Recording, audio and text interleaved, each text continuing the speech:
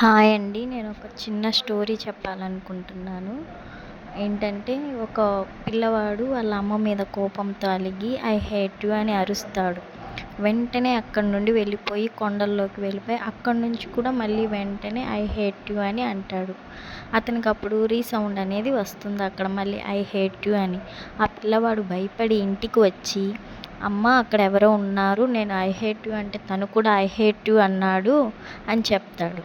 అప్పుడు వాళ్ళ అమ్మ ఏం చెప్తుందంటే, నువ్వు ఈసారి వెళ్ళి ఐ లవ్ యూ చెప్పు నాన్న అని చెప్తుంది. అప్పుడు ఆ పిల్లవాడు అక్కడికి వెళ్ళి ఐ లవ్ యూ అని అరుస్తాడు. అక్కడ రీసౌండ్ అనేది కూడా ఐ లవ్ యూ అనే వస్తుంది.